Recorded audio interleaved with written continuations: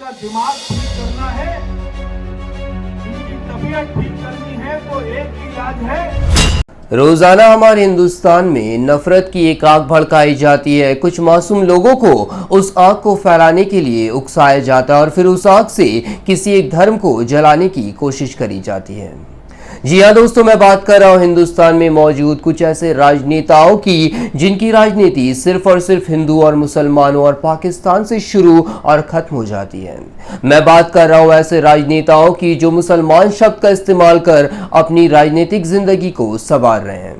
मैं बात कर रहा हूं शाहीन बाग में भड़काऊ भाषण देने वाले पश्चिमी दिल्ली के बीजेपी सांसद प्रवेश वर्मा की, जिन्होंने शाहीन बाग में प्रोटेस्ट कर रहे महिलाओं को ये कहा था कि अगर दिल्ली में बीजेपी की सरकार बनती है तो ये आंदोलन में मौजूद लोगों के घर में घुसकर उनकी बेटी और बहनों का बलात्कार करेंगे।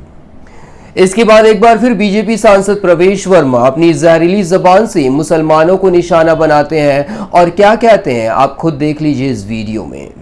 जहां जहां ये आपको दिखाई दे, मैं कहता हूं अगर इनका दिमाग ठीक करना है, इनकी तबीयत ठीक करनी है तो एक ही इलाज है, वो है संपूर्ण बहिष्कार। आप इस बात से सहमत हो? हाथ खड़ा करके बोलो सहमत हो और मेरे साथ बोलो, हम इनका संपूर्ण बहिष्कार करेंगे। हम इनके दुकान रेडियो से कोई सामान नहीं खरीदेंगे, हम इनको कोई मजदूरी नहीं देंगे। आप एक काम कर लेना, बस ये इनका इलाज है। ये वीडियो दिल्ली के विश्व हिंदू परिषद द्वारा आयोजित की गई हिंदू महासभा की है, जहां जमकर मुसलमानों के खिलाफ जहर उगलने का काम किया जाता है, मुसलमानों का संपूर्ण बहिष्कार करने की बातें करी जाती है। मगर अफसोस कि ऐसे भड़काऊ भाषण पुलिस के सामने दी जा रही है, कोई गिरफ्तारी नहीं की जाती, कोई एफआईआर दर्ज नहीं की जाती।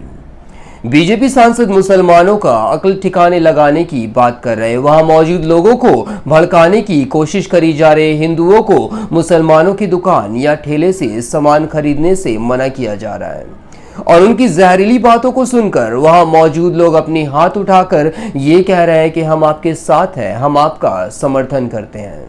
अब सवाल यह है कि अगर आपको वाकई मुसलमानों से परेशानी है, मुसलमानों के सामान बेचने और हिंदुओं द्वारा खरीदे जाने से परेशानी है, तो क्यों ये सारी बातें आप विदेश मंत्री एस जयशंकर से नहीं कहते, जो मुसलमान देश दुबई, सऊदी, कतर जाकर वहां के लोगों से हाथ मिलाते हैं, मुस्लिम देशों से व्यापार की बातें कहते हैं?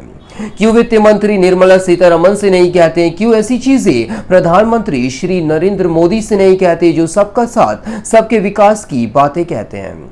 लोगों को आपस में तोड़ना और इनसे राजनीति करना इन राजनेताओं का काम है और इन भक्तों को यह लगता है कि वो मुसलमानों का बहिष्कार कर देश को कामयाब बना रहे हैं। दया आती है ऐसे लोगों पर जिन्होंने अनभक्ति के रंग में खुद को इतना रंग लिया है कि अब उन्हें सही गलत की भी समझ नहीं। किसी एक पार्टी के अंधभक्ति में डूबे ऐसे लोगों को मेरी एक सलाह है कि कभी देखो उनके बच्चों को और अपने बच्चों को और दोनों में अंतर यानी फर्क समझने की कोशिश करो। हम बेवजह आपस में यूं ही लड़ रहे हैं और उनके बच्चे बड़े बड़े स्कूलों में पढ़ रहे हैं। हम यूं ही भीड़ बने लाठियां और गोलियां खा रहे हैं और उनके बच्चे परिवार के साथ हॉलीडे का प्लान बना रहे हैं। उनके बच्चे महलों में हैं तो हमारे बच्चे सड़कों और जेलों में। क्यों अनभक्त ये फर्क भूल जाते हैं? क्यों आंख बंद कर ऐसे नेताओं का समर्थन किए जाते हैं? आप फर्क को समझते रहें और शेयर कर दूसरों को भी समझाते रहें। तब तक के लिए शुक्रिया। आप देख रहे थे द न्यूज़ शिफ्ट।